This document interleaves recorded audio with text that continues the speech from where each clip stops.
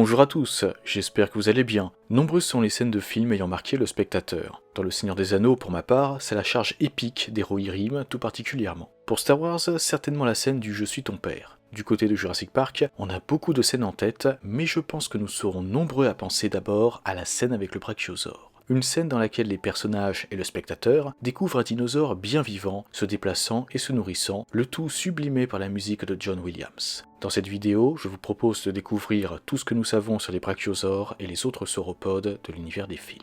À l'époque de Jurassic Park, 16 brachiosaures avaient été ramenés à la vie par InGen sur Isla Sorna. 6 d'entre eux furent amenés sur Isla Nublar pour faire partie des attractions de Jurassic Park. Les 10 autres, quant à eux, avaient été laissés sur le site B. Haut de 12,4 mètres et long de 21,5 mètres, le brachiosaure de Nublar a une peau d'un marron beige. Ce dinosaure est d'ailleurs le premier aperçu par l'équipe d'inspection du parc en 1993. À la suite de l'incident ayant débuté peu après et l'abandon du parc, les brachiosaures de Nublar vivaient en totale liberté sur l'île, mais ils restaient malgré tout à proximité de leur enclos. Il est à noter cependant que l'un d'eux est mort à cause de malnutrition. Quant aux individus de Sorna, après le passage de l'ouragan Clarissa et l'abandon du site B, ils furent relâchés dans la nature. En 2001, le groupe de Paul Kirby, dont faisait notamment partie le docteur Alan Grant, eut l'occasion d'en apercevoir. Cette version a une peau d'un gris verdâtre et un peu de rouge est présent sur le sommet de son crâne. Son cou, quant à lui, est parsemé de rayures rouges. Ces brachiosaures mesurent environ 15,5 mètres de haut et près de 16 mètres de long. Le brachiosaure faisait partie des espèces qui vivaient à Jurassic World sur Nublar. Certains individus vivaient au nord de l'île, à proximité de la colo du Crétacé, et il est aussi à noter qu'une attraction devait ouvrir ses portes en 2018, Treetop Gazers, qu'on pourrait traduire par les observateurs de la cime des arbres. Mais à cause de l'incident de 2015, ayant entraîné la chute du parc, cela n'a jamais pu arriver. Quoi qu'il en soit, après cet événement, à l'image des autres animaux, les brachiosaures vivaient librement sur l'île.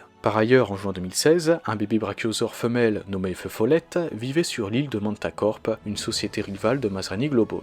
La société l'avait conçue à partir d'ADN de brachiosaures provenant d'Isla Sorna. En 2018, certains individus furent capturés par les mercenaires Daily Mills pour être vendus lors d'une vente aux enchères organisée au manoir Lockwood. Mais d'autres furent cependant laissés sur l'île. C'est le cas d'un brachiosaure qui était le premier dinosaure qu'avait découvert l'équipe d'inspection de Jurassic Park. L'individu vivait toujours sur l'île et sa vie a fini par s'éteindre avec elle.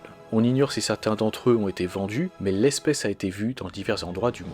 C'est par exemple le cas en Afrique du Sud, où un homme s'est pris en photo avec un brachiosaure en train de manger, en Finlande où un de ces dinosaures a été vu dans une forêt, et au Brésil où un troupeau a été photographié par un barman du coin. Et on peut aussi noter que le brachiosaure faisait partie des espèces présentes au sein du sanctuaire de Biosine en Italie. Pour la petite anecdote, le réalisateur de Fallen Kingdom, J.A. Bayona, a révélé sur son compte Twitter que le passage pendant lequel le brachiosaure brûle est inspiré du cœur de E.T. dans le film E.T. l'extraterrestre. Quant au fait qu'il s'agisse de l'individu apparu dans le premier film, c'est le réalisateur qui l'a confirmé à l'occasion d'une interview avec Empire. Voici ce qu'il avait dit. C'est le brachiosaure qu'Alan Grant a vu pour la première fois dans Jurassic Park. Je pense que c'est un beau moment. C'est triste, mais c'est beau, et c'est tellement pertinent. Cependant, l'idée de le faire mourir dans le film ne vient pas du réalisateur, mais de Colin Trevorrow, qui a travaillé sur le script et a affirmé qu'il trouvait efficace d'un point de vue émotionnel que ce brachiosaure soit le dernier dinosaure que nous voyons sur l'île. Passons maintenant à un autre sauropode qui vivait sur Sorna, le Mamanchisor.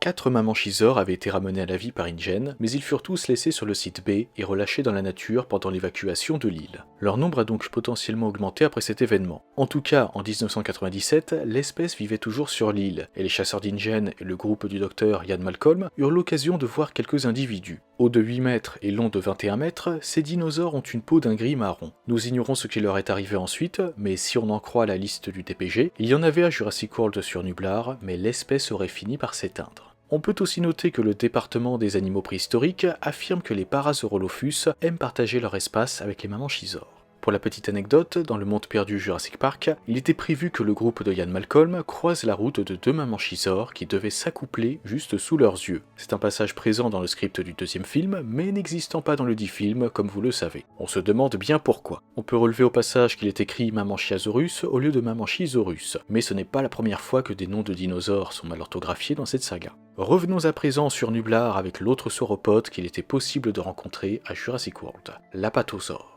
À l'époque du premier parc, l'Apatosaure n'avait pas encore été ramené à la vie par InGen, mais son génome était complet à 57%. Cela arriva finalement pour le nouveau parc Jurassic World. Haut de 6 mètres et long de 22 à 27 mètres, ce dinosaure à la peau grise était visible au sein de la vallée des Gyrosphères, dans la vallée des Gallimimus et pendant la croisière du Crétacé. Notez aussi que des jeunes étaient présents au mini-zoo des gentils géants. Les visiteurs pouvaient ainsi les voir de près. Pendant l'incident de 2015, au cours duquel l'Indominus Rex sema le chaos sur l'île, l'hybride blessa mortellement plusieurs apatosaures et les laissa agoniser au lieu de les dévorer. Néanmoins, il en restait toujours sur l'île après cela, et certains individus furent capturés et amenés au manoir Lockwood en 2018 pour être vendus au plus offrant. Tous les animaux encore retenus captifs dans le manoir furent cependant libérés par Maisie Lockwood, et ce fut le cas de certains apatosaures. Après le déferlement des dinosaures sur le monde, des apatosaures vivaient dans la Sierra Nevada et un autre à Toronto au Canada. Par ailleurs, 2 autres individus de cette espèce furent pris en photo par une famille en vacances en Autriche. Notez aussi que ce dinosaure faisait partie des espèces présentes au sanctuaire de Biosine en Italie. Pour la petite anecdote, il était fut un temps prévu que ce soit le Diplodocus qui apparaisse dans Jurassic World et non l'apatosaure, comme vous pouvez le voir sur ce storyboard. Nous en arrivons au dernier sauropode de l'univers des films, étant d'ailleurs apparu dans le dernier en date, le Dreadnoughtus. Le Dreadnoughtus était présent sur le globe holographique du centre de l'innovation de Jurassic World, mais nous ignorons s'il y en avait dans le parc. Et en 2018, de l'ADN de ce sauropode était en la possession de quelqu'un. La logique voudrait que ce soit Biosine, mais rien n'est confirmé à ce sujet. Quoi qu'il en soit, en 2022, le Dreadnoughtus faisait partie des espèces qui vivaient au sein du sanctuaire de Biosine en Italie. Haut de 15,8 mètres et long de 18,6 mètres, un de ces géants à la peau d'un gris bleuté fut d'ailleurs aperçu par les docteurs Alan Grant et Ellie Sattler lors de leur arrivée dans la vallée de la Société. Voilà tout ce que vous devez savoir sur les brachiosaures et les autres sauropodes de la saga. De votre côté, n'hésitez pas à me donner votre avis sur eux et à me dire lequel vous préférez. Sur ce, je vous souhaite une excellente journée ou une excellente soirée, prenez soin de vous et n'oubliez pas, ils se déplacent en troupeau.